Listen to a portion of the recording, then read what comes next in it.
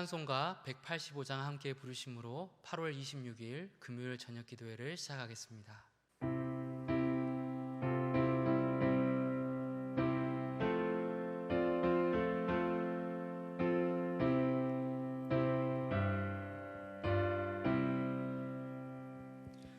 이 기쁜 소식을 온 세상 전하세.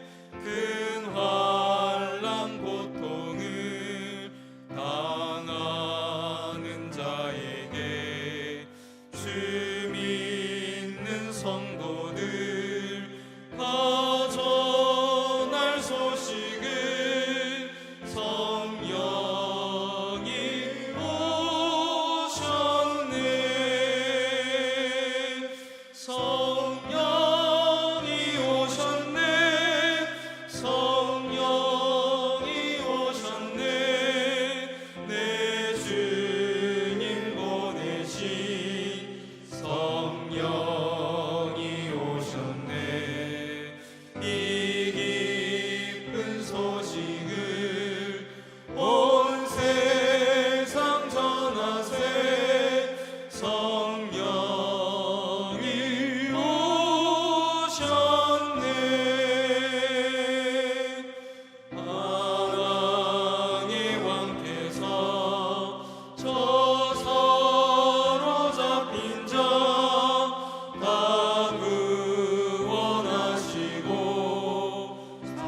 자유 주셨네. 승리의 노래가 온 성에 들리니 성령이 오셨네. 성령이 오셨네. 성령이 오셨네. 내 주님 보내신 성령이 오셨네. 이 기쁜 소식을 온 세상 전하세. 성령이 오셨네. 한없는 사랑과 그 크신 은혜를 늘 의심하면서 안 믿는 자에게 내 작은 힘으로 곧 증언하리니 성령이 오셨네. 성령이 오셨네. 성령이 오셨네. 내 주님 보내신 성령이 오셨네. 이 기쁜 소식을 온 세상 전하세. 성령이 오셨네. 기도하시겠습니다. 하나님 아버지, 오늘도 주님의 은혜와 인도하심과 섭리 가운데서 이 하루를 잘 살게 하심에 감사를 드립니다. 비록 우리의 삶에 어려운 일들이 참 많이 있지만 고난 가운데서도 하나님의 선하신 뜻이 역사하신다는 사실을 온전히 믿으며 믿음으로 잘 인내하고 견뎌내고 주님이 주시는 소망과 위로 가운데서 살아갈 수 있는 우리 모든 성도들이 되게 하여 주시옵소서. 말씀 앞에 자신을 돌아봄으로, 그리고 우리의 모든 염려와 계획들을 주님께 맡겨드림으로 이 하루를 마감하고자 합니다. 이 시간에 말씀으로 우리를 찾아와 주시어서 깨우쳐 주시고 주님께로 더욱 가까이 나아갈 수 있도록 도와주시옵소서. 하나님과의 친밀한 교제를 누리는 이 밤이 되게 하여 주시옵소서. 우리 주 예수 그리스도 이름으로 기도드립니다. 아멘. 오늘 우리에게 주시는 하나님의 말씀은 로마서 8장 5절부터 11절까지의 말씀입니다. 제가 본문을 봉독하겠습니다. 육신을 따르는 자는 육신의 일을, 영을 따르는 자는 영의 일을 생각하나니 육신의 생각은 사망이요 영의 생각은 생명과 평안이니라. 육신의 생각은 하나님과 원수가 되나니 이는 하나님의 법에 굴복하지 아니할 뿐 아니라 할 수도 없음이라. 육신에 있는 자들은 하나님을 기쁘시게 할 수 없느니라. 만일 너희 속에 하나님의 영이 거하시면 너희가 육신에 있지 아니하고 영에 있나니 누구든지 그리스도의 영이 없으면 그리스도의 사람이 아니라. 또 그리스도께서 너희 안에 계시면 몸은 죄로 말미암아 죽은 것이나 영은 의로 말미암아 살아있는 것이니라. 예수를 죽은 자 가운데서 살리신 이의 영이 너희 안에 거하시면 그리스도 예수를 죽은 자 가운데서 살리신 이가 너희 안에 거하시는 그의 영으로 말미암아 너희 죽을 몸도 살리시리라. 아멘. 짐 울프는 오랫동안 군인의 신분으로 살았던 미국인입니다. 갑작스럽게 퇴역을 하게 된 그는 인생의 목표를 잃고 방황하기 시작했습니다. 연금을 모두 탕진하고 매일 술에 취해서 살았습니다. 그러다 보니 재산을 다 잃고 노숙자 신세가 되고 말았습니다. 그렇게 수년간 노숙자 생활을 하던 그에게 뜻밖의 선물이 찾아왔습니다. 그 선물은 노숙자들의 재활을 돕는 디게이지라는 복지단체의 사람들이 전해준 것이었습니다. 그런데 이 선물은 노숙자들이 일반적으로 예상할 수 있는 선물과는 전혀 다른 것이었습니다. 짐 울프가 받은 선물은 음식도 돈도 집도 아니요 외모를 깔끔하게 단장해주는 것이었습니다. 복지단체 사람들은 그를 목욕시켜준 뒤에 어깨에 닿을 정도로 자라난 머리를 짧게 잘라주고 또 덥수룩한 수염도 말끔하게 정리해 주었습니다.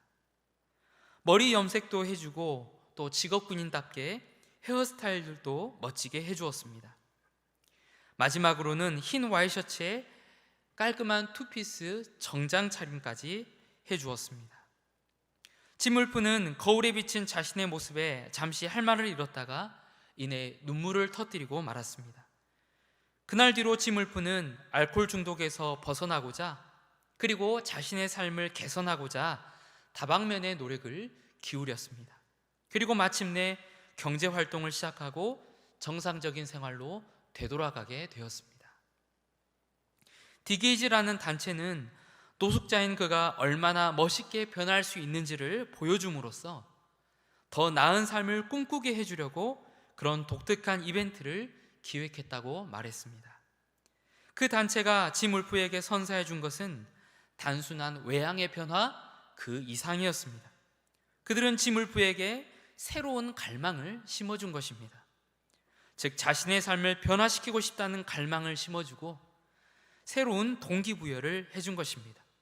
그들 덕분에 짐 울프는 새로운 사람이 될 수 있었습니다. 짐 울프가 받은 선물에 비추어 우리 하나님의 자녀들이 받은 선물은 어떠한가 생각해 봅니다. 짐 울프가 받은 선물도 굉장한 것이지만 사실 우리 성도들이 하나님께로부터 받은 선물은 그것과 비교할 수 없을 정도로 커다란 선물입니다. 그가 외양의 변화라는 선물을 받았다면 우리는 영혼 깊숙한 곳으로부터 우리의 전 존재가 변화될 수 있는 그런 변화를 가능케 해주시는 분을 선물로 받았습니다. 짐 울프가 자기 변화를 위한 동기부여를 선물로 받았다면 우리는 단순한 동기부여로 그치는 것이 아니라 실제로 우리를 새롭게 해주시는 능력 베푸시는 분을 선물로 받았습니다. 그분이 누구십니까? 그분은 바로 우리 성령님이십니다. 성령님은 우리의 전 존재를 변화시키는 분이십니다. 타락한 죄인들이 그 자신의 힘으로는 절대로 일으킬 수 없는 근본적이고도 전 존재적인 변화를 성령님께서는 능히 이루시는 것입니다. 그래서 성경은 신자들이 성령으로 말미암아 새롭게 태어난다는 과감한 표현도 서슴지 않습니다. 신자들 속에 내주하시는 성령은 새 생명을 창조하시는 능력을 발하셔서 신자들을 거듭난 존재, 즉 완전히 새로운 존재가 되게 하시는 것입니다. 그러므로 성령님은 최고의 선물이라고 칭송할 만합니다. 하나님께서 우리에게 베푸신 여러 가지 좋은 선물들 중에 단연 최고의 선물은 바로 성령님인 것입니다. 예수님은 이러한 사실을 아주 멋들어지게 말씀하신 적이 있으셨습니다. 누가복음 11장 13절에 다음과 같은 주님의 말씀이 기록되어 있습니다. 너희가 악할지라도 좋은 것을 자식에게 줄 알거든 하물며 너희 하늘 아버지께서 구하는 자에게 성령을 주시지 않겠느냐. 여기서 예수님은 좋은 것이라는 단어를 성령에 상응시키고 있습니다. 이것은 성령이 좋은 것의 최상급으로 제시되고 있는 것입니다. 성령은 아무리 악한 부모라도 자식들에게 좋은 것을 주는데 하물며 하늘 아버지께서 최고로 좋은 선물인 성령을 왜 너희에게 주시지 않겠느냐고 주님은 말씀하신 것입니다. 성령님은 세상 그 무엇과도 견줄 수 없는 최고의 선물로서 우리를 찾아오셨습니다. 성도 여러분, 우리가 이 성령이라는 선물을 받은 자 된 것에 더욱 감사하는 자 되기를 원합니다. 세상의 다른 헛된 것들을 구하기보다 이 성령이라는 선물을 더욱 사모하는 사람이 되어 성령의 충만을 받아 영적인 만족을 누리며 사는 성도 다 되시기를 간절히 바랍니다. 그렇다면 신자가 성령 받았음을 외적으로 보여주는 증거가 무엇일까요? 조금 표현을 달리해서 질문한다면 거듭남은 구체적으로 어떤 변화들을 이끌어내는 것일까요? 바울은 여기서 이 질문에 답하고 있습니다. 첫째로 성령 받은 사람에게는 생각의 변화가 일어납니다. 사도 바울은 8장 5절에서 다음과 같이 말합니다. 육신을 따르는 자는 육신의 일을 생각하고 영을 따르는 자는 영의 일을 생각합니다. 성령을 받아서 중생한 사람은 육신의 일을 생각하지 않고 영의 일을 생각한다는 것입니다. 영의 일이란 거룩한 일이요 선한 열매를 맺는 일입니다. 성령의 사람은 자신의 이기적인 탐욕을 따라 더럽고 사악한 일을 생각하지 아니하고 거룩하고 선한 일을 생각하며 또한 그러한 일을 행하기를 추구하는 것입니다. 성령 세례의 두 번째 외적인 증거는 생명과 평안을 누리는 모습입니다. 6절에 의하면 영의 생각은 생명과 평안을 낳는다고 말씀합니다.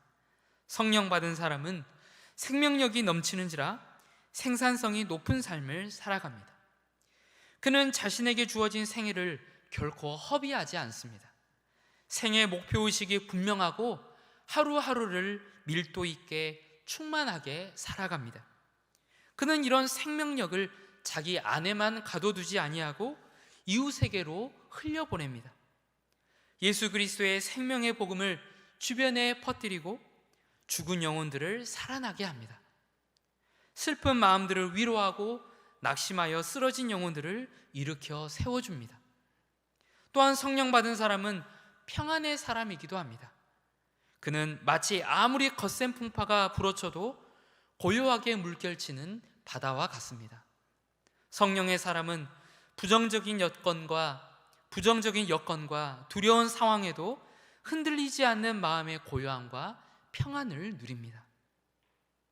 성령 세례의 세 번째 증거는 하나님을 기쁘시게 하는 행위입니다. 8절에서 사도 바울은 육신에 있는 자들은 하나님을 기쁘시게 할 수 없다고 말씀합니다. 뒤집어서 말하면 성령으로 거듭난 사람들만이 하나님을 기쁘시게 할 수 있다는 것입니다. 그리고 하나님을 기쁘시게 한다는 이 말에는 당연히 행위적인 의미를 포함합니다.